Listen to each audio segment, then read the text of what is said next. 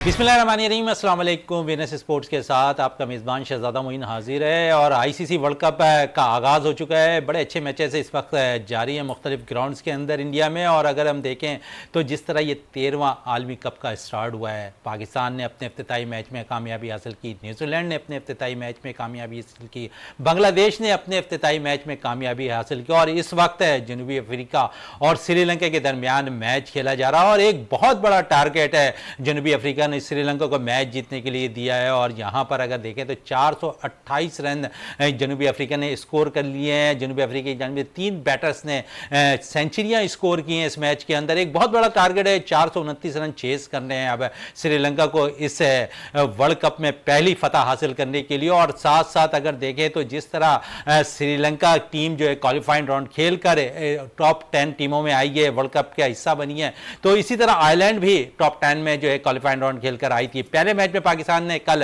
Netherlands को शिकस्त दी और जहां पर हमने देखा कि पाकिस्तानी बैटर्स ने उम्दा कारकर्दगी का मुजाहरा किया था, क्योंकि शरूर शकील जिस प्रेशर के अंदाज में आए थे बैटिंग करने, उस वक्त उन्होंने 68 रन की इनिंग खेली। फिर उनका भरपूर तौर पर साथ मोहम्मद रिजवान देते हुए नजर आए। और आज के मैच से शायद ऐसा लगता है कि बड़ी टीमें बड़े प्रोफेशनली अंदाज में जो है टीम जो है मैचेस का आगाज करती दिखाई दे रही है। और ये कुछ हमने देखा आज जनूबी अफ्रीका की टीम ने जिस भरपूर अंदाज में अपने बल्ले से रन उगलता हुआ दिखाई दिया इस मैच के अंदर और 3 बैटर्स ने सेंचुरी स्कोर की। आज के मैच पे बात करेंगे और हमारे साथी स्पोर्ट्स एनालिस्ट और विनर टीम के साथ रियाजुद्दीन साहब मौजूद हैं, उनके साथ जावेद इकबाल भट्टी साहब मौजूद हैं जो स्पोर्ट्स एनालिस्ट है, उनके साथ साथ मौजूद है गुलफराज अहमद खान, चेयरमैन है कराची हॉकी एसोसिएशन से। कौमी खेल हॉकी के लिए भी बात करेंगे। तक दौड़ करने के बाद 5वीं पोजीशन तो जरूर हासिल कर ली कौमी हॉकी टीम ने, इस पर भी बात होगी। मुख्तलिफ कराची के ग्राउंड्स की क्या सूरत हाल है हॉकी की, उस पर बात करेंगे। वर्ल्ड कप के मैचेस पे बात करेंगे, सारी सूरत हाल पे बात करेंगे। सबसे पहले रियाज साहब की तरफ चलते हैं। रियाज साहब, सबसे पहले हम शुरू करते हैं कल के मैच के हवाले से, जहां पाकिस्तान ने कल मैच में कामयाबी हासिल की। कैसा लगता है कि एक मजबूत टीम जो अगर कहा जाए कि फाइनल 4 के लिए एक्सपर्ट ये कह रहे हैं कि फाइनल 4 में ये टीम जाएगी, जिस तरह आगाज़ किया, थोड़ा प्रेशर ज़रूर था शुरू में, फिर पाकिस्तानी बैटर सऊद और रिजवान ने अच्छी इनिंग खेली, फिर बीच में कंट्रीब्यूशन की मोहम्मद नवाज ने, उनके साथ शादाब ने, फिर पाकिस्तान की बॉलिंग की बारी आई तो हारिस रऊफ हमने देखा था प्रैक्टिस मैच में उनसे ज़्यादा ओवर नहीं कराए गए थे। कल के मैच में उन्होंने 3 विकेट हासिल की, उनका सपोर्ट भरपूर दिया हसन अली ने। शाहीन शाह अफरीदी कोई खातिर का कारकर्दगी ना दिखा सके कल के मैच में, उनका फॉर्म में आना भी बहुत ज़्यादा ज़रूरी है। और फिर बाबर आजम का फॉर्म में आना इस टूर्नामेंट में बहुत ज़रूरी है। गो कि हमने देखा कि जो प्रैक्टिस मैचेस थे उसमें बाबर आजम ने काफ़ी रन स्कोर किए। बिस्मिल्लाहिर्रहमानिर्रहीम, बहुत शुक्रिया शहजादा मोइन। शहजादा देखें, सबसे मतलब जो अहम बात है वो तो ये है कि ये वर्ल्ड कप जो भारत से चौथी मरतबा इनेकाद कर रहा था वो तासुर नहीं छोड़ सका। जिस तरह के एक मेगा इवेंट का वर्ल्ड वाइड कोई टूर्नामेंट होता है उसका तासुर जाना चाहिए। उसकी ओपनिंग सेरेमनी होती, शायकीन ग्राउंड में भरे हुए होते और कोई ऐसा मैच रखा होता है कि इंग्लैंड का और इंडिया का मैच रख लेते ताकि शायकीन जो आते। लेकिन आप देखें बड़ा फीका फीका, मैं समझता हूँ कि दुनिया क्रिकेट की तारीख़ में, बल्कि वर्ल्ड कप की तारीख़ में ये पहली ओपनिंग सेरेमनी थी या पहला ओपनिंग मैच था जिसमें आपको कोई मतलब 4 नज़र नहीं आए। लेकिन उस जो कंपनसेट किया अपने न्यूजीलैंड के बैट्समैनों ने, जिन्होंने पहली गेंद पे छक्का लगाया, और उसके साथ साथ न्यूजीलैंड ने जिस तरह की परफॉर्मेंस पेश की एक्स्ट्रा ऑर्डनरी, तो उसने मतलब उस थोड़े से तासुर को थोड़ा सा ख़त्म किया। जिस तरह से वर्ल्ड कप होना था नहीं हुआ। अब बात पाकिस्तान और ज़ाहिर है हॉलैंड के मैच की थी, तो देखें हॉलैंड की टीम दुनिया क्रिकेट की एक अच्छी टीम बन के उभर रही है। और आपने देखा कि जब लास्ट ईयर वहाँ पे हॉलैंड में बाकायदा पाकिस्तान और हॉलैंड के साथ ये सीरीज़ हुई थी, और आपको याद होगा कि आपने यहाँ से हॉलैंड से हम लोगों ने प्रोग्राम किए थे, पूरे हमने कवर किए थे, देखे थे वहाँ से। तो शाहीन शाह अफरीदी उस ज़माने में इंजर्ड थे, लेकिन वो ट्रैक सूट के पहन के वहाँ पे मौजूद होते थे और उनके बगैर पाकिस्तान की टीम को जीतने में बड़ी मुश्किलात का सामना करना पड़ा। जो 3 मैचों की सीरीज़ थी, एक मैच तो पाकिस्तान ने कंफर्टेबली जीत लिया था, लेकिन 2 टेस्ट में पाकिस्तान की टीम स्ट्रगल करके जीती थी, और एक मैच तो ऐसा था कि लग रहा था कि हार जाएंगे। अच्छा, अब कहने का मकसद ये है कि उसके बाद हॉलैंड की टीम ने इम्प्रूव किया और उसने, आप ये देखें, ऑन एंड ऑफ बेहतरीन परफॉर्मेंस का मुजाहरा किया। और जो कल का मैच था, आप ये देखें कि शुरू में हमारी जिस तरह से विकेटें गिरी हैं, तो हॉलैंड की टीम की एक्सपर्टीज़ जो थी वो आपने देखी कि मतलब उनका क्या था।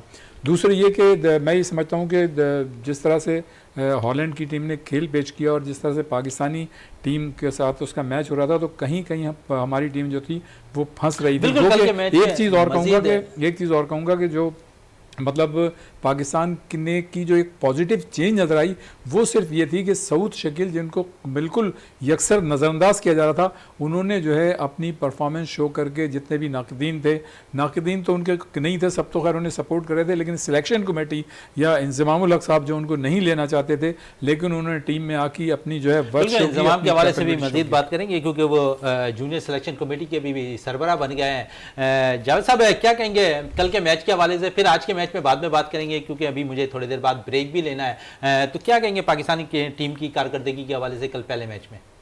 बहुत शुक्रिया मोइन भाई, माशाल्लाह पाकिस्तान ने और नीदरलैंड ने दोनों ने बहुत अच्छा मैच खेला। और जिस तरीके से पाकिस्तान, आपको पता है, कंटिन्यू 2 मैच हार कर आया था और प्रैक्टिस मैचेस भी हार गया था, तो मकसद तो हमें और आपको सबको ये डाउट था कि यार पाकिस्तान पता नहीं क्या परफॉर्म करेगा। लेकिन माशाल्लाह पाकिस्तान ने जैसे ही बैटिंग, उन्होंने नीदरलैंड ने टॉस जीतकर पाकिस्तान को बैटिंग की, आपका टॉप ऑर्डर एक दफ़ा फिर नाकाम साबित हुआ। और उन्हीं का जो वायरस है वो लगता है नीचे कप्तान में भी आता जा रहा है। बाबर भी स्कोर नहीं कर पाया, लेकिन उसके बाद सऊद शकील और रिजवान ने जिस तरीके से इनिंग्स खेली है, समझे वो सऊद शकील और इनकी रिजवान की जो इनिंग्स थी वो बुनियाद थी फतह की। वो फतह की बुनियाद उन्होंने इतनी आला तरीके से रखी। उसके बाद आपका जो लोअर ऑर्डर था उन्होंने भी बहुत अच्छा स्कोर कर दिया, रिजवान ने तो 68 कर दिए, सऊद ने 68 कर, लेकिन उसके बाद नवाज और शादाब की जो पार्टनरशिप लगी है उसने आपको बिल्कुल बॉलिंग पे भी बात करेंगे पाकिस्तानी टीम की।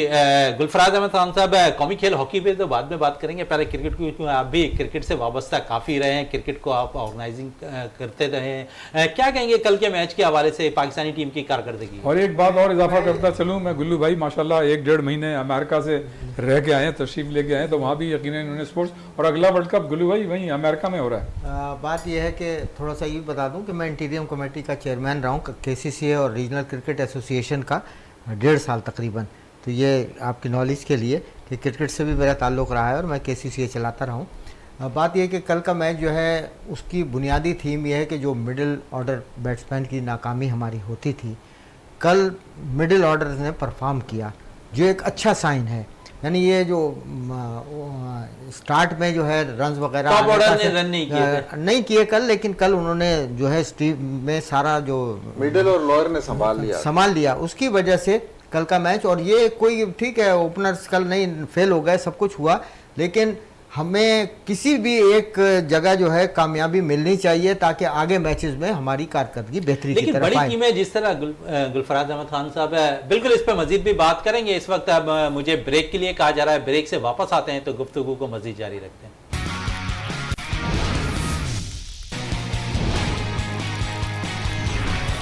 बिल्कुल वक्फे से पहले जिस तरह हम गुलफराज अहमद खान साहब से मैच के हवाले से बात कर रहे थे, पाकिस्तान टीम की कारकर्दगी के हवाले से बात कर रहे थे, मजीद वहीं से सिलसिला जोड़ते हैं गुलफराज अहमद खान साहब से। गुलफराज साहब क्या कहेंगे, क्योंकि अगर कारकर्दगी देखें तो पाकिस्तान ने पहले मैच में अच्छी दिखाई, गो के बड़ा टारगेट जिस तरह बड़ी टीमें स्कोर कर पा रही, बड़ी लूज टीमों के खिलाफ, जैसे कि आज हमने मैच में देखा कि जनूबी अफ्रीका ने 428 रन किए, श्रीलंका की पहली विकेट भी गिर चुकी है, तो समझिए कि बड़ी टीमें बड़े अंदाज में आना चाहिए इफ्तिताई मैच के अंदर। देखिए पाकिस्तान की शुरू में विकटें गिर गई थी, वरना अगर ये विकटें ना गिरती तो शायद हमारा भी स्कोर बहुत ज़्यादा होता, लेकिन हमारी मिडिल ऑर्डर और जो थे उन्होंने परफॉर्म किया। और दूसरी बात यह कि इस मैच में सबसे अहमियत की बात यह है कि हमारे बॉलर्स की परफॉर्मेंस अच्छी रही। हसन अली की शमूलियत हुई थी, क्रिटिसिज्म हो रहा था, लेकिन पहले ही मैच में उन्होंने विकटें लेकर अपनी सिलेक्शन को साबित किया। सऊद शकील के लिए बहुत कहा जा रहा था और जाहिर है कि चांस मिला, फिर उनको मौका मिला तो उन्होंने परफॉर्म किया। तो ये चीज़ जो है ना, मतलब इस मैच को हम अपने ओपन मैच को जो है ये नहीं समझते कि स्कोर कम था, लेकिन इसके साथ साथ जो कारकर्दगी रही, हमें उम्मीद है कि आने वाले मैचेस में पाकिस्तान और बेहतर परफॉर्म करेगा। और लोगों की जिस किस्म की गुफ्तगू हो रही थी नेगेटिव और क्रिटिसाइज़ किया जा रहा था बहुत ज़्यादा, तो क्रिटिसिज्म को ख़त्म करके दुआ हमें करनी चाहिए और हमें एक्सपेक्ट करनी चाहिए अपने प्लेयर से कि वो बेहतर कारकर्दगी को बेहतर कारकर्दगी दिखा सके। जावेद साहब आज का मैच है जो खेला जा रहा है, क्या समझ रहे हैं कि आज इतना बड़ा टारगेट है, श्रीलंका चेस कर पाएगी? नहीं मोइन भाई, टारगेट तो आपको पता 428 रन बन गए हैं और 429 रन करना जो है ये श्रीलंका के बस की बात नहीं है। अगर हाँ और कोई टीम होती तो थोड़ा मुकाबला अच्छा होता, लेकिन आपको पता होना चाहिए साउथ अफ्रीका की टीम जो है इससे पहले भी 2 से 3 दफ़ा 400 रन बना चुकी है, और इससे पहले 417 रन का जो था वो हाई स्कोर था, वो ऑस्ट्रेलिया का था। तो आज जो है उसी तसलसल को जो 400 वाला था ना फिगर, आज साउथ अफ्रीका ने आज वो खड़ा कर दिया और 428 रन बना दिए। डी कुक ने जिस तरह 100 किए, मैक्रम ने 100 कर दिए, वेन डॉसन ने 100 कर दिए, तो 5 प्लेयर आउट हुए, 3 प्लेयर सेंचुरी करके गए, तो उसके बाद मिलर ने 39 रन बना दिए। तो बिल्कुल श्रीलंका एक्सपोज हो गया, आउट क्लास हो गया श्रीलंका। आज ये साउथ अफ्रीका का दिन नजर आ रहा है, और देखें अभी तीसरा चौथा ओवर चल रहा है, आपने 1 विकेट भी उनकी, बल्कि 2 विकेटें ले लिए, 2 आउट कर दिए हैं साउथ अफ्रीका श्रीलंका के। तो श्रीलंका को चाहिए अब इस मैच को जो है, टारगेट तो अब आप पहुंच से दूर है, लेकिन ये आखिरी बॉल तक क्रिकेट में कुछ नहीं, क्रिकेट में जो है आखिरी बॉल तक जाना चाहिए। तो श्रीलंका को यही चाहिए कि वो बड़े दिल से खेले, स्कोर बोर्ड को देखना छोड़ दे, ये सोचे अगर उन्होंने 400 बनाए हैं तो हम भी 429 कर सकते हैं। अगर ये सोच रखकर जाएंगे तो रिजल्ट अच्छा आएगा। रियाजुद्दीन साहब, आज के मैच में हमने देखा जनूबी अफ्रीका की जानिब से 3 सेंचुरियां स्कोर हुई हैं, तो ओवरऑल थोड़ी सी लूज टीम जरूर है श्रीलंका, क्योंकि क्वालिफाइंग राउंड खेल कर आई है, लेकिन उससे पहले उन्होंने बड़े अच्छे टीमों को शिकस्त दी है। ओवरऑल आज के मैच के हवाले से क्या कहेंगे, जिस तरह जनूबी अफ्रीका ने बैटिंग की, फिर पहला मैच जो आज खेला गया अफगानिस्तान और बांग्लादेश का, बांग्लादेश ने 6 विकेटों से कामयाबी हासिल की, और बांग्लादेश के लिए एक अच्छी खबर के आज उन्होंने जो है पाकिस्तान को भी एशियन गेम्स में शिकस्त दी 6 विकेटों से, तो आज 6 का हिस्सा बड़ा उनके लिए पॉजिटिव रहा। पहले वाले मैच की बात कर लीजिए, बिल्कुल, अफगानिस्तान की और बांग्लादेश की। देखें ये दोनों टीमें कमोबेश बराबर की हैं, लेकिन अफगानिस्तान की टीम जो गाहे बगाहे बतदरीज जो बेहतरीन परफॉर्मेंस का मुजाहरा कर रही है, वो बड़ी टीमों के लिए भी ख़तरा है, यानी डार्क हॉर्स के तौर पे ये टीम सामने आ रही है। आप ये देखें कि पिछले वर्ल्ड कप में भी उसने जो स्ट्रॉन्ग टीमें थीं, बड़ी टीमें थीं, उनको बाकायदा आंखों में आंखें डाल के उनके साथ परफॉर्मेंस का मुजाहरा किया। अफगानिस्तान की जो छोटी सी मतलब एक बात है, वैसे तो ओवरऑल उनके मतलब बैटर्स भी अच्छी परफॉर्मेंस पेश करते हैं, फील्डर्स भी अच्छी करते हैं, और मतलब एक जो सबसे अहम बात है वो सख्त जान खिलाड़ी हैं, लेकिन अगर उनमें थोड़ा सा पेशेंस और टॉलरेंस का अंसर आ जाए उनके जहन में थोड़ा सा, तो मैं समझता हूँ कि ये टीम जो है और ज़्यादा कामयाबी हासिल कर सकती है। ये प्लेयर जो हैं बहुत ज़्यादा जल्दी जो है थोड़े से इमोशनल हो जाते हैं, यानी अगर दूसरे लफ्ज़ों में आप ये कहें कि गुस्से में आ जाते हैं, तो अपनी जो कंसंट्रेशन है उसको जो फोकस करना होता है उसको थोड़ा सा लूज़ कर देते हैं, जिसकी वजह से आप अच्छे मैचेस में जो आप अच्छी परफॉर्मेंस दे रहे होते हैं वो फिर आप लूज़ कर जाते हैं। रह गई बांग्लादेश की बात, तो देखें बांग्लादेश को जिस तरह से स्ट्रगल कर रही थी और हालिया दिनों में जो उसको एक मसाइल का सामना था, तो उसके हिसाब से मैं ये समझता हूँ कि उनके लिए ये जो फतह है ये टॉनिक का काम अंजाम देगी। और देखें कितने बड़े इवेंट में, जो मेगा इवेंट हो, उसमें पहला मैच किसी भी टीम के लिए जो है बड़ा मैं समझता हूँ की to the heart of everything होता है। इसलिए अगर आप पहले मैच में आपकी जो परफॉर्मेंस होती है वो पूरे टूर्नामेंट के लिए कमोबेश, अगर पूरे टूर्नामेंट के लिए ना कहें तो उसके बाद के जो 2-3 मैचेस होते हैं उसके लिए रिफ्लेक्ट कर रही होती है। इसलिए कि आप एक मैच जीत के थोड़ा सा साइकोलॉजिकल आपको बरतरी हो जाती है, लेकिन अगर आप वही मैच पहला मैच जो इंपॉर्टेंट हार जाएं तो वो फिर आप डीमोरलाइज हो जाते हैं और आप ये समझते हैं कि जी हमारा पहला मैच जो है वो हमने हार गए, तो इस तरह की परफॉर्मेंस मतलब है कि शायद आइंदा भी हम इसी तरह करें।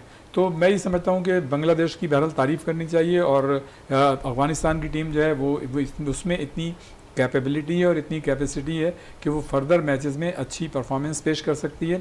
लेकिन उनके साथ मसला ये है कि उनकी फिनिशिंग जो है बहुत कम ऐसा हुआ है, गो कि T20 में मजमूई तौर पर उनकी परफॉर्मेंस ठीक है, लेकिन बाज़ क्रूशल मैचेस में जहां वो जीत के करीब आने के बावजूद नहीं मतलब जीत पाते, तो उसका एक अंसर ये है कि वो अपनी अगर फोकस करें, कंसनट्रेट करें और थोड़ा सा इमोशनल ना हों तो वो जीत सकते हैं। अब रह गई बात आपके श्रीलंका और आज के साउथ अफ्रीका का मैच है, तो मैं ये समझता हूँ कि साउथ अफ्रीका ने जिस तरह का खेल पेश किया है और जो ये एरा चल रहा है, इसलिए कि देखें ये 90s का या 80s का एरा नहीं है।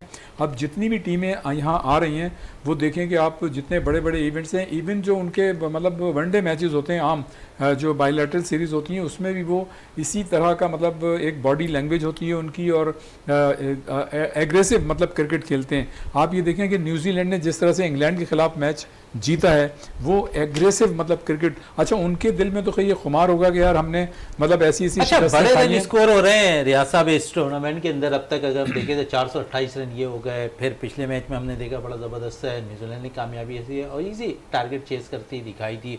तो शायद ये मसाइल तो नहीं है कि बाउंड्रीज छोटी कर दी गई हैं, 70 मीटर्स पे बाउंड्री शायद रखी गई है, ये तो नहीं, देखें बाउंड्रीज तो 70 मीटर्स पे की गई, इससे पहले तो और छोटी छोटी बाउंड्रीज होती थी।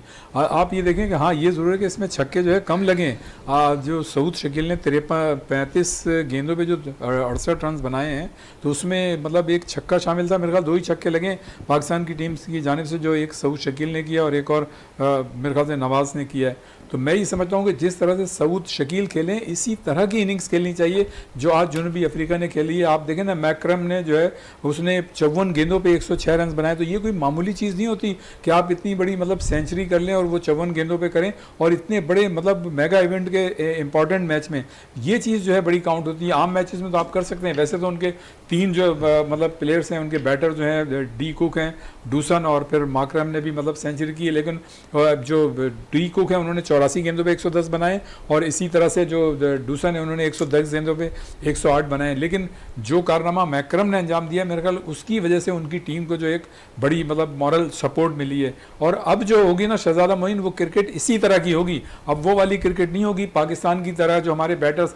हमारी दुआएं पाकिस्तान के साथ हैं कि अल्लाह ताला पाकिस्तान को कामयाबी दे, वर्ल्ड कप जीत के आ रहे हैं, ख़ास तौर से इसलिए जीतें कि ये इंडिया में हो रहा है, तो इंडिया में जीत के जो है उसका मज़ा जो है दोबाला होगा, और ये एक बहुत बड़ी बात होगी। लेकिन मैं ये समझता हूँ कि उसके लिए पाकिस्तान की टीम को थोड़ा सा कंसंट्रेट करने पड़ेगा, फोकस करना पड़ेगा। देखें, बाबर आजम पे हमें हमेशा इन्हिसार नहीं करना होगा। बाबर आजम जो है वो नंबर 1 बैट्समैन है और उन्होंने हमेशा अच्छी परफॉर्मेंस दी है। लेकिन अगर देखें एक प्लेयर है, किसी वक्त वो भी मतलब आउट हो सकता है, तो उसको तो दोष नहीं दिया जा सकता। लेकिन जो कंसर्न है ना वो ये है कि अपने जो अपना ओपनर जो है इमामुल हक और फ़खर ज़मान, असल मसला उनका आ रहा है। अच्छा, फ़खर ज़मान का मैं ये समझ रहा हूँ, देखें वैसे तो जैसे अभी पहले भी मतलब बात होती रही है कि जो हमारे सिलेक्टर्स हैं और ख़ास तौर से बाबर आजम, वो उन पे बड़ा मतलब कॉन्फिडेंस कर रहे हैं, उनके रिलाई कर रहे हैं कि जी वो एक्स्ट्रा ऑर्डनरी इनिंग्स खेलेंगे। और इसमें भी कोई शक नहीं कि उनके पास ऐसे स्ट्रोक हैं और उन्हें बड़ी टीमों के ख़िलाफ़ मतलब खेल के भी दिया है। तो यही बुनियादी वजह है कि वो उन पर अभी तक डिपेंड कर रहे हैं। लेकिन मैं ये समझता हूँ कि 11 मैचेस खेल के एक जो साइकोलॉजिकल इफेक्ट आता है ना किसी भी, चाहे वो प्रोफेशनल प्लेयर हो या एमेचर प्लेयर हो, तो वो मतलब मैं समझता हूँ कि थोड़ा सा डीमोरलाइज नजर आ रहा है। जावेद इकबाल भट्टी साहब, आज पाकिस्तान को भी बांग्लादेश के खिलाफ शिकस्त का सामना करना पड़ा है 6 विकेटों से। अगर वहाँ देखें एशियन गेम्स में पाकिस्तान की कारकर्दगी वो के अच्छी नहीं रही है। आप समझते हैं कि जहाँ पर एक सीनियर प्लेयर्स अगर देखें तो T20 क्रिकेट में जो पाकिस्तान की नुमाइंदगी करते क्रिकेटर वो टीम के साथ मुंसलिक थे, लेकिन बांग्लादेशी टीम ने उन्हें शिकस्त दे दी। मोइन भाई, ये बहुत लम्हा फिक्रिया है, क्योंकि हम ये कह रहे हैं कि ये वो स्क्वाड है जिन्होंने कौमी टीम में आना है। कासम अकरम की क़यादत में जितने भी अपने प्लेयर, दानी से लेकर आप बैटर्स को ले लें, इन्होंने आज बांग्लादेश से जो है फाइनल में इनको शिकस्त हो गई है। तो ये जो है अपने स्टाफ के और कोचिंग के लिए जो ये सोचना चाहिए कि आप क्या कर रहे हैं और ये किस टीम को आपने भेज दिया और वहाँ जाके क्या रिजल्ट ले रहे हैं। और यानी कि बांग्लादेश ने आपको हरा दिया है, और हम तो इसमें से 3 से 4 लड़के ऐसे हैं जो फौरन से पहले हम चाह रहे हैं कि कौमी टीम में आ जाए। अब फिर हम यहाँ बैठ के उनकी बात कर रहे हैं, उनकी फेवर की बात कर रहे हैं, लेकिन जब वो रिजल्ट नहीं देंगे तो फिर आप क्या उनकी फेवर करेंगे कि उनको भी कौमी टीम में लेकर आए। आप अंडर 19 नहीं है, ये आपने जूनियर टीम में आपने वहां जाके ये काम कर दिया। तो मुझे पसंद नहीं आया, इनकी जो परफॉर्मेंस थी वो पसंद नहीं, ना ही समझ आई है। ये समझ में आया रियाज भाई, इस पर आप कुछ कहेंगे? क्या कहा आपने अभी तक? भाई कोई मजा नहीं आया, वहां आपने बांग्लादेश से भी मैच हार गए और हम इन्हीं की बातें करते कि इनको जो है ऊपर लेकर आओ, कौमी टीम में लेकर आओ। देखें बात ये है कि ये क्रिकेट है और वो हमारी मतलब जूनियर टीम एक आप समझ लें वो खेल लेंगे। तो देखें खेल में तो हार जीत होती है, इस तरह की चीज़ें आती हैं। अब हमने कोई हमेशा जीतने का ठेका थोड़ी ले रखा है, दूसरी भी टीमें दुनिया में वो परफॉर्मेंस दे रही हैं। लेकिन जो मैं ये समझता हूँ कि मजमूई तौर पे जो हमारे जूनियर प्लेयर्स हैं वो बहरहाल निस्बतन बेहतर परफॉर्मेंस। भाई हम इन्हीं के लिए आवाज उठा रहे हैं ना कि इन्हीं को आना चाहिए। इस पे मजीद बात करेंगे, कौमी खेल हॉकी की तरफ चलते हैं जहां पर पाकिस्तान ने मलेशिया को शिकस्त दी और 5-2 से कामयाबी हासिल की।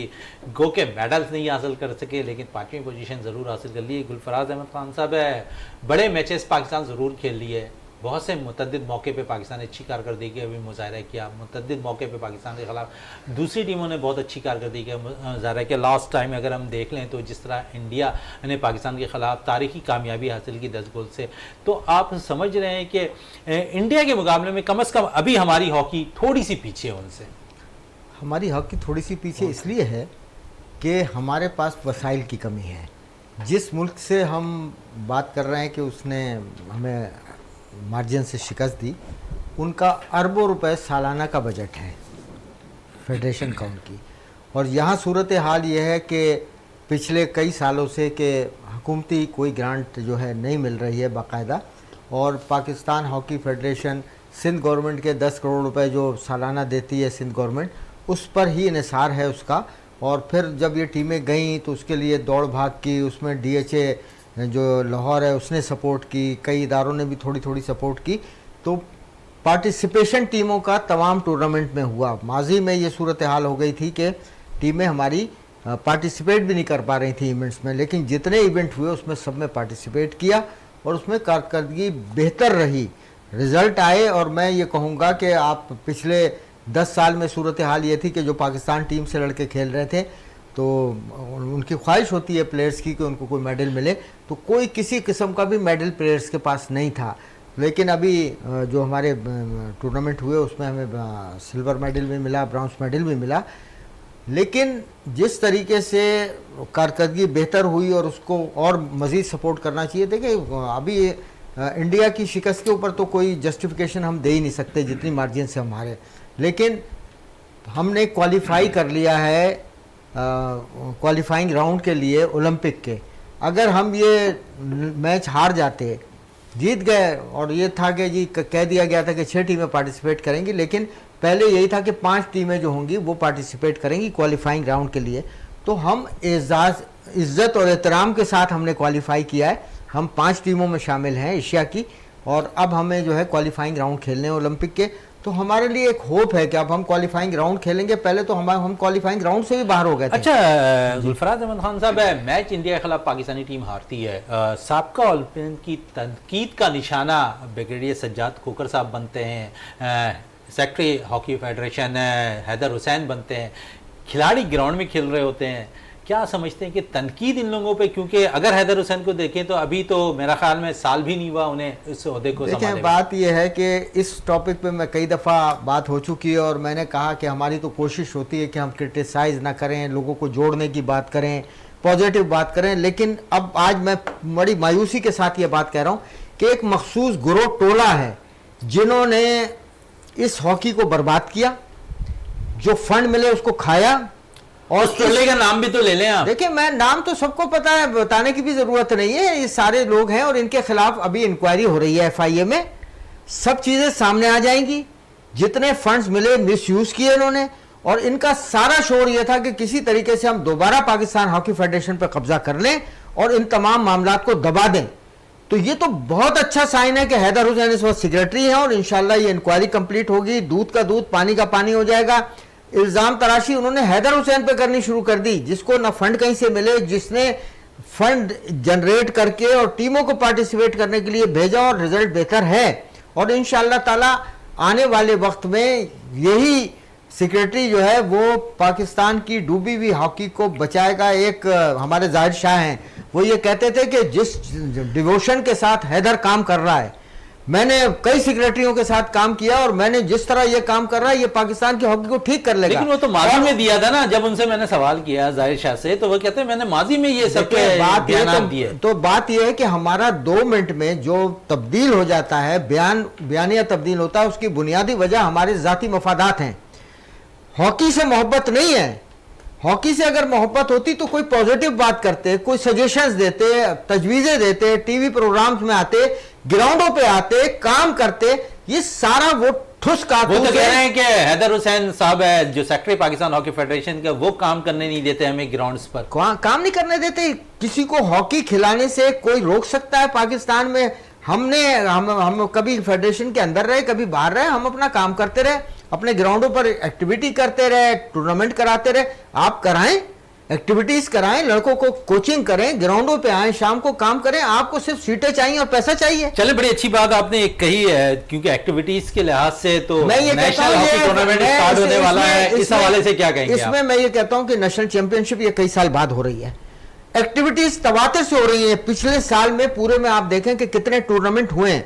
मैं ये कहता हूं कि मैं आज यहां बैठकर आपके चैनल से मुतालबा कर रहा हूं कि मुल्क में दहशतगर्दी होती है कोई, तो उस पर जो है कमीशन तश्कील देने की बात की जाती है, जजेस पर मुश्तमिल। तो ये जो दहशतगर्दी हुई है हॉकी के साथ, जो करप्शन हुई है, इस पे एक आला इख्तियाराती जजेस का कमीशन तश्कील दिया जाए। जो 94 के वो जो हमने वर्ल्ड कप जीता था और उसके बाद के जो मामलात थे, बगावत हुई, फेडरेशन के खिलाफ सियासत हुई, उस सब पे इंक्वायरी करे और एक जामे रिपोर्ट बिल्कुल जामे रिपोर्ट है, तलब करे। रियाजुद्दीन साहब भी हॉकी से मुंसलिक हैं, हॉकी कमेंटेटर हैं। रियाज साहब, क्या कुछ हो रहा है हॉकी में? ऐसी सूरत-ए-हाल रही तो शायद हॉकी हमारी बेहतर होती हुई नजर आती है। देखें शहजादा, मेरे ख्याल से 25 साल तो हो गए हमें और गुल्लू भाई को खेलते रहे, फिर मतलब कि ऑर्गेनाइजेशन में रहे। गुल्लू भाई तो अभी भी हैं, फिर उसके बाद अल्हम्दुलिल्लाह कमेंट्री करें, मतलब हॉकी से इन्वॉल्व हैं, पूरे स्पोर्ट्स से इन्वॉल्व हैं। लेकिन मैं ये समझता हूँ कि इसमें बदनीयती का जो है ना बड़ा फैक्टर इन्वॉल्व है। और हमने हमेशा से ये देखा है, देखें दो मसाइल तो हैं हमारे, एक तो ये है कि जॉब और कैरियर का मसला है, दूसरे फंड्स का मसला है। अच्छा, ये दोनों चीज़ें जो हैं एक दूसरे से लाजिम व मलजूम हैं। अगर मतलब जॉब और कैरियर होगी तो खिलाड़ी जो है आसूदगी के साथ, मतलब माइंड फ्री माइंड होकर जो है अपनी एक्टिविटीज़ में हिस्सा लेंगे और वो बेहतर परफॉर्मेंस पेश करेंगे। और पाकिस्तान हॉकी फेडरेशन को अगर वो ख़ुद इंतज़ाम नहीं करती तो उसको अगर फंड्स का इंतज़ाम हो तो वो उस बुनियाद पे उनकी टीमें जो हैं वो बाहर जा सकती हैं, ज़्यादा अच्छे ट्रेनिंग कैंप मतलब लगा सकते हैं, अच्छे कोचेस को और टेक्निकल स्टाफ को वो हायर कर सकते हैं। देखिए यही तरीके होते हैं टीम की परफॉर्मेंस को बेहतर बनाने पे। और उसके साथ साथ ये होता है कि पूरे मुल्क में इस तरह से हॉकी होती हो कि आपको जो टैलेंट है वो खूबसूरती के साथ मिलता रहे, बजाय इसके कि चीज़ जाए कि ये कहे कि नहीं जी वो जो है फ़लाँ मतलब लड़का अच्छा खेलता है, फ़लाँ अच्छा खेलता है। ऐसे टूर्नामेंट हो कि आपको लड़के मिलें। मैं ये समझता हूँ, देखें दो चीज़ें हैं, एक तो सीधी बात ये, वैसे तो रूट कॉजेज़ बहुत हैं हॉकी की तबाही के और उसके, लेकिन एक तो जॉब और कैरियर होना चाहिए, दूसरे आपका फंड्स होने चाहिए और फंड्स हो तो उसका यूटिलाइजेशन सही तरीके से हो। दूसरी चीज़ ये कि जो हमारे ओलंपियंस हैं और साबिक इंटरनेशनल खिलाड़ी हैं, ये जो है इसमें सॉरी टू से विद ऑल ड्यू रिस्पेक्ट, ये मफादात का खेल खेलते हैं। जब मतलब ये कि इन्हें फेडरेशन में आना होता है, ओहदा लेना होता है, तो वो क्रिटिसाइज़ करते हैं, जो भी फेडरेशन होती है उसको क्रिटिसाइज़ करते हैं। और जब भी कभी कोई मतलब इन तमाम ओलंपियन सारे ऐसे नहीं हैं, लेकिन जो हैं मैं उनके रियाज भाई सॉरी थोड़ा सा मैं कथा कलामी कर रहा हूँ। गुल्लू भाई ने जिस तरीके से कहा है कि हॉकी से आज से नहीं, लास्ट टाइम से लेकर जो इंक्वायरी कमीशन बिठाया जाए सीनियर जजेस के ऊपर, आप उस पर आपकी क्या राय आया कि ये होना चाहिए, इंक्वायरी होनी चाहिए? देखें इंक्वायरी तो बिल्कुल होनी चाहिए, अगर कोई गलत चीज़ है तो इंक्वायरी होनी चाहिए। लेकिन बात यह है कि देखें हमारे यहाँ ऐसी रवायत नहीं है, चेक एंड बैलेंस होना चाहिए ना, जिस वक्त कोई चीज़ गलत हुई है उसी वक्त होना चाहिए, हमें तो मुतालबा करने की जरूरत ही नहीं है। लेकिन सर देर आए दुरुस्त आए होना चाहिए ना, बिल्कुल होना चाहिए। लेकिन मैं कह रहा हूँ हमारा बदकिस्मती से सिस्टम ऐसा है जिसकी वजह से लोगों को ये मौके मिलते हैं कि वो इस तरह की हरकतें करते हैं और इतने आज़ादाना तरीके से, इतने कॉन्फिडेंस के साथ करते हैं कि उन्हें इस चीज़ का कोई डर खौफ नहीं होता। और फिर हमें मुतालबा करना पड़ता है, चीज़ आए कि सिस्टम ऐसा हो कि अगर आप कोई गलत काम कर रहे हैं तो सिस्टम जो है हरकत में आ जाए। तो ये हम अभी उस तक पहुंचे नहीं है। लेकिन मैं ये समझता हूं कि देखें जब तक आपकी टीम के पास फंड नहीं होंगे, और फंड्स अगर होंगे तो आप अपनी टीमों को बाहर भेजेंगे, बाहर की टीमों को आप यहाँ बुलाएंगे अगर आपके पास फंड्स होंगे। लेकिन बात यह है कि जब आपकी रैंकिंग कम होती है तो जो अच्छी टीमें हैं वो आपसे खेलना पसंद नहीं करती, इसलिए कि जब आपकी नंबर 3 और नंबर 2 रैंकिंग होती थी तो आप इसी बेल्जियम की टीम के साथ जिसकी नंबर 18-17 पोजीशन थी आप खेलना पसंद नहीं करते थे, इसलिए कि वो लोग समझते हैं कि हमारी इतनी बड़ी टीम है, इससे खेल के हमें फ़ायदा नहीं होगा। आज वही टीमें जो है आपसे नहीं खेलती इसलिए कि आपकी रैंकिंग कम है, फिर आपके पास फंड्स इतने कम है कि आप टूर नहीं कर सकते बाहर, कि कम से कम अपने लेवल की टीमों से तो खेलें। तो जब तक आपका जॉब और कैरियर नहीं होगा, आपके पास फंड्स नहीं होंगे, आपके खिलाड़ियों को एक्सपोजर नहीं मिलेगा। फिर से जो सबसे अहम बात है गुल्लू भाई इस चीज़ से गवाह हैं कि जब हम स्कूल में या यूनिवर्सिटीज़ में खेलते थे उस ज़माने में बाकायदगी के साथ इंटर बोर्ड हॉकी टूर्नामेंट हुआ करते थे, इंटर कॉलेजिएट हुए थे, इंटर यूनिवर्सिटी होती थी, और पूरे साल मतलब ये कि हर महीने कैलेंडर बिजी रहता था हॉकी का। कोई ना कोई एक कौमी सतह का टूर्नामेंट मतलब मरी में हो रहा है, रावलपिंडी में हो रहा है, कोहाट में हो रहा है, भावलपुर में हो रहा है, और एक टूर्नामेंट जो था हर शहर में लोकल क्लबों का होता था, पूरे साल हॉकी होती रहती थी। तो आपको नंबर ऑफ प्लेयर्स ज़्यादा थे तो नंबर ऑफ क्वालिटी प्लेयर्स आपको मिलते थे, फिर फंड्स के हालात अच्छे थे, लोग ज़्यादा बेहतर थे। अब तो यह है कि सिर्फ क्रिटिसिज्म में अगर टीम हार रही है तो बगैर सोचे समझे जो है आप उसकी मुखालफत शुरू कर। रियाज भाई, अभी जिस तरीके से जैसे गुल्लू भाई बता रहे थे, सेक्रेटरी जो हैदर हुसैन है, इनकी ज़हर क़यादत जो आपको ये एक्टिविटी नज़र आ रही है, अब हर जगह हॉकी का नाम आ रहा है। पहले तो हॉकी के प्लेयर्स का नाम ही किसी को याद नहीं होता था, अब चंद एक प्लेयर ऐसे हैं कि कई मतलब लोगों की ज़बान पर आ गए। तो ये हॉकी के साथ जो है हैदर हुसैन हो गया, ब्रिगेडियर साहब हो गए, ये हॉकी की अच्छाई जो है वो हॉकी को उठा रहे हैं। ये आपको नज़र, आप इनकी हिमायत करते हैं या आप भी उन तनकीद करने वालों में शामिल हैं कि ऐसे नहीं ऐसे होना चाहे, या आप अपनी राय देना चाहें? मैंने मतलब तनकीद बराए तनकीद नहीं है, ये तनकीद बराए इसलाह उन तमाम लोगों के लिए जो मतलब इन चीज़ों में इन्वॉल्व हैं। रह गई मौजूदा फेडरेशन की बात, तो अगर आप कोई चीज़ चार्ट लेके बैठे ना तो आपको सीधी सीधी चीज़ें नज़र आ जाएंगी कि जब से ये मौजूदा फेडरेशन मतलब अपने हैदर हुसैन साथ आए, सबसे पहला काम तो इन्होंने ये किया कि जो आपके खिलाड़ियों के पैसे आप पर ड्यू थे वो इन्होंने कहीं से अरेंज किए, जैसे भी किए उन खिलाड़ियों को पैसे पे किए। फिर उसके बाद से आपकी रैंकिंग उस वक्त जो थी 18 या 19 थी, इस वक्त आपकी रैंकिंग जो है 16 है। अगर आप कैटेगोरिकली अगर आप चार्ट देखें ना तो उसमें तो आपका जो इंक्रीज कर रहा है, जो मतलब पॉजिटिव चीज़ है वो इंक्रीज की तरफ जा रही है। हाँ ये है कि चूंकि आपने मतलब इतनी टीम की मतलब तबाहियाँ देखी हैं और इतनी आपने नुकसानात देखे हैं, इतनी शिकस्तें देखी हैं कि आप ये चाहते हैं कि एकदम से हमें फतूहात मिलना शुरू हो जाए, तो देखें ऐसा कहीं भी नहीं होता। मतलब बतदरीज स्टेप बाय स्टेप, बिल्कुल स्टेप बाय स्टेप की बात हो रही है। गुलफराज अहमद खान साहब की तरफ चलते हैं। गुलफराज साहब, जिस तरह अभी थोड़ी देर पहले रियाज साहब कह रहे थे कि माजी में हॉकी बड़ी हुआ करती थी, जिस तरह उन्होंने शेड दिखा दी, पूरा कैलेंडर बिजी हुआ करता था हॉकी का, कोई ऐसा अब आप लोगों की जो टीम बनी हुई है बाकायदा ब्रिगेडियर सज्जाद खोकर साहब की, उसके साथ साथ सेक्रेटरी हैदर हुसैन की, इस पे काम होता हुआ नजर आ रहा है कि हॉकी को कैलेंडर एरिया के अंदर तमाम 12 महीने बिजी रखा जाए? मैं लोगों को ये बता दूं कि ये जो लोग ग्रो काम कर रहा है ना, ये जो ओलंपियंस और इंटरनेशनल एक बना के और खड़े हुए, ये ग्रो कह रहा हूं मैं, एक ग्रो है। इसका काम क्या है कि पाकिस्तान हॉकी फेडरेशन किसी इदारे के पास जाती है कि कोई एक्टिविटी कराएं आप, जब वो एक्टिविटी कराने के लिए तैयार हो जाते हैं तो यही ग्रो जो है वहां पहुंच जाता है कि साहब ये फेडरेशन डीनोटिफाई है, इनको हुकूमत तस्लीम नहीं कर रही, बजाय इसके कि पॉजिटिव डायरेक्शन में काम करें, ये मनफी काम कर रहे हैं। और ये चीजें लोगों को पता लगना चाहिए कि इनकी जाती मफादात हैं। अब इनको मैं ज्यादा डिस्कस भी नहीं करना चाहता, इनके लिए इतना ही काफी है कि ये ग्रोह है जिनके जाती मफादात हैं। पाकिस्तान हॉकी फेडरेशन अपना काम कर रहा है, ये एक्टिविटीज हो रही हैं जो हमने प्लान किया हुआ है कि ग्रास रूट लेवल पे हमने काम करना है। इस वक्त जो जूनियर्स के सिलसिले में भी पाकिस्तान एयरफोर्स आगे तैयारी कर रही है कि एक पूरी जो है एक ट्रायल करके अंडर 14 अंडर 16 का एक पूरा बैच तश्कील दिया जाए जो बैकअप हो पाकिस्तान हॉकी फेडरेशन के लिए। तो जो हमारे अस्करी इदारे हैं वो अपना पूरा भरपूर किरदार अदा कर रहे हैं। डीएचए ने बड़ा अहम रोल अदा किया। आपको पता है पिछले दिन इंटर क्लब हुआ था आर्मी चीफ के नाम से, जो पूरे पाकिस्तान के क्लब्स ने पार्टिसिपेट किया।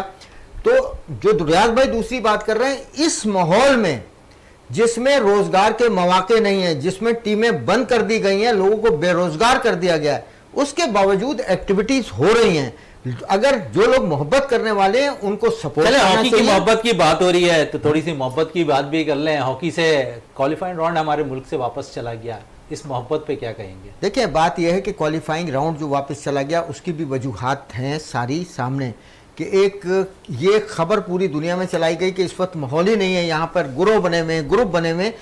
जिस वक्त ये मामला हुआ था ये तमाम चीज़ें तो बंद कर देनी चाहिए थी। पाकिस्तान के लिए एक अपॉर्चुनिटी मिली थी कि हमें इतना बड़ा इवेंट मिल रहा है, बाहर की टीमें आएंगी हमारे मुल्क में खेलेंगी। उस वक्त तहरीक अदम एतमाद पेश हो रही है, बयानबाजी हो रही है, टीवी पे खबरें आ रही हैं। मैं तो ये समझता हूँ कि पाकिस्तान के जो नुमाइंदगी FIH के प्रेसिडेंट हैं उनका ताल्लुक इकराम तैयब साहब का है, और उन्होंने एक अच्छा इकदाम ये किया था कि उन्होंने 6 टीमों के लिए कर दिया था कि 6 टीमें क्वालिफाई करेंगी ओलंपिक के क्वालिफाइंग राउंड के लिए। लेकिन अल्हम्दुलिल्लाह हम बावकार तरीके से 5वें नंबर पे हैं और हम पार्टिसिपेट कर रहे हैं। वो मामला चले जाने से हमें झटका लगा, नुकसान पहुंचा हमें। तो मैं यही सब चीज़ें कह रहा हूं कि आखिर जो लोग ये बातें करते हैं कि जी हमारा बड़ा दुख है और पाकिस्तान से इवेंट चला गया, तो अपना वो किरदार भी तो बताएं कि उनका काम यह था कि सारे लोग मिलके एक पेज पे आ जाते और खैर मकदम करते इस इकदाम का कि जी FIH ने हमें इवेंट दिया है, तमाम लोग मिलके हम काम करेंगे और इस इवेंट को बेहतरीन तरीके से करेंगे। बजाय इसके एहतजाजी मुजाहरे हो रहे हैं, नारेबाजियां हो रही हैं। ये कौन सा मुल्क है कि जिसके अंदर जिन लोगों को जिस काम से इज्जत मिली है, जिससे उन्हें रोजगार मिला, जिनसे उनकी फैमिलियां बन गई, उसी को खोद रहे हैं, उसी चीज को खोद रहे हैं सारे मिलके। अभी मैं मतलब ये कि मुझे चैनल पे कहना पड़ रहा है, अख्तर रसूल साहब और उनके साहबजादे जो हैं वो गए हुए थे टूर्नामेंट में टेक्निकल तौर पर पार्टिसिपेट करने के लिए। तो उनको एशियन गेम्स में मतलब ये कि वो लोग हैं कि जो लोगों को इस्तेमाल करते हैं और अपने जाती मामलात और मफादात ले लेते हैं। भाई उस वक्त भेजते हैं ना किसी और को, चौधरी अख्तर रसूल साहब कहते हैं कि मैं नहीं जाऊंगा, मेरा बेटा नहीं जाएगा, दूसरे लोग चले जाएं। ये तमाम वो लोग हैं कि जिन्होंने इस हॉकी को कैश कराया। बड़े एहतराम के साथ मैं कहता हूँ, चौधरी अख्तर रसूल साहब हों या जो लोग हैं, अब भी वक्त ये है कि आप लोग तमाम लोग इस हॉकी की बेहतरी के लिए काम करें, पॉजिटिव डायरेक्शन में आके काम करें।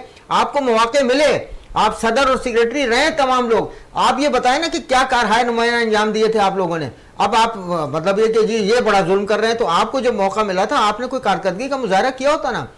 मैं बसद एहतराम ये कह रहा हूँ कि ज़रूरत है कि अपनी इज्जत महफूज रखें, तमाम लोग एक दूसरे का ख्याल करें, वरना बड़ी मुश्किल मिलकर हॉकी की बेहतरी के लिए काम करें। लड़ाई में तो तबाही है ना, लड़ाई में तबाही। जावेद इकबाल भट्टी साहब, कल बड़ा इंपॉर्टेंट मैच अगर देखें तो वर्ल्ड कप का खेला जाना है, इंडिया और ऑस्ट्रेलिया का। कल के मैच के हवाले से क्या कहेंगे आप? मोइन भाई, कल अच्छा मैच होने जा रहा है, बड़ा मैच है। जाहिर है इंडिया भी अच्छी टीम है, ऑस्ट्रेलिया, और फिर आपको पता है इंडिया का घर है और घर में आपको पता है हमेशा से शेर रहा है। लेकिन कल मुझे ये लग रहा है कि ऑस्ट्रेलिया जो है हिंदुस्तान को टफ टाइम देगा, और अगर टॉस जीत ली ऑस्ट्रेलिया ने, तो ऑस्ट्रेलिया ने अगर पहली बारी करके 400 रन कर लिए, तो मैं ये समझ रहा हूँ कि इंडिया के लिए मैच जीतना बहुत मुश्किल हो जाएगा, क्योंकि इंडिया के तमाशाई बहुत ज्यादा तवक्कात लगा बैठे हैं। जिस तरीके से आपने इंग्लैंड को देखा, सब कह रहे थे कि इंग्लैंड की टीम इंडिया के बराबर है।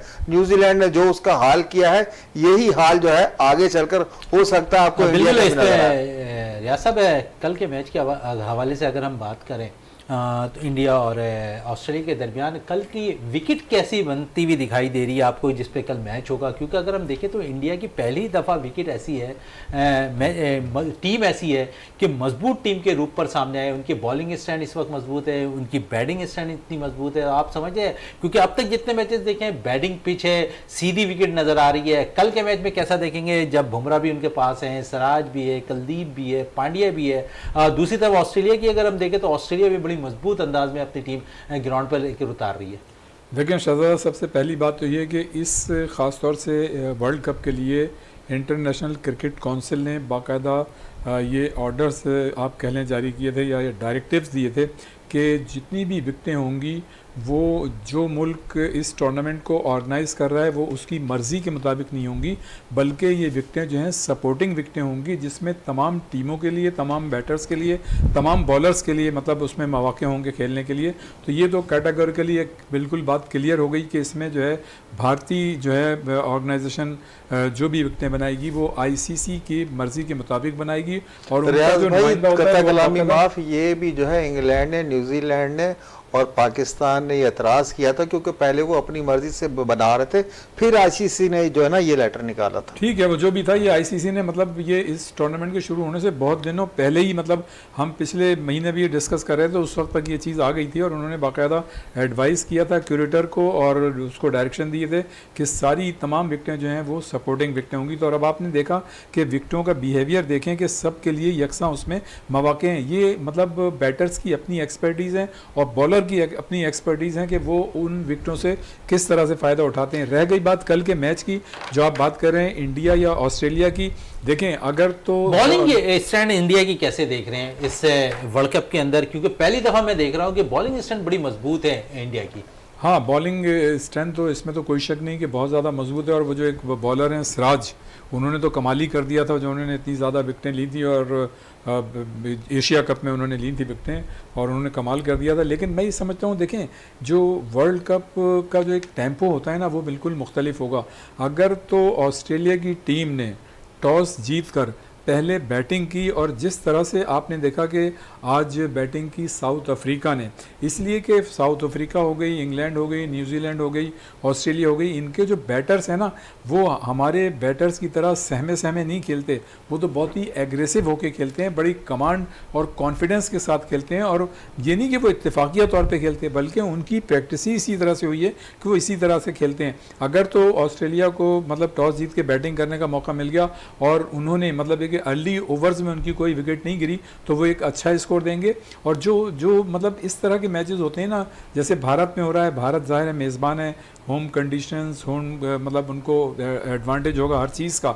लेकिन जब इस तरह के मैचेस होते हैं होम कंडीशंस में, जब आप खेल रहे होते हैं, तो अगर तो शुरू में आपने बेहतर परफॉर्मेंस पेश कर दी तो जितनी भी शायकीन होते हैं जो लाखों की तादाद में होंगे, वो आपके फेवर में आते हैं, तो उसका इम्पैक्ट अल्टीमेटली मतलब वहाँ की होम टीम को पड़ता है। लेकिन अगर आप शुरू में थोड़ा सा डगमगा गए तो यही चीज़ जो है वो अंडर प्रेशर कर देगी इंडिया की टीम को, इसलिए कि इंडिया के शायकीन वहाँ पर मौजूद होंगे। तो ये 50-50 है, 50-50 मैच नजर आ रहा है। गुलफराज अहमद खान साहब है, कल के मैच के हवाले से क्या कहेंगे? बड़ा मैच है इंडिया। देखिए, बात यह कि सब टीमें तैयारी करके आई हैं, इंडिया को होम ग्राउंड का एडवांटेज भी है।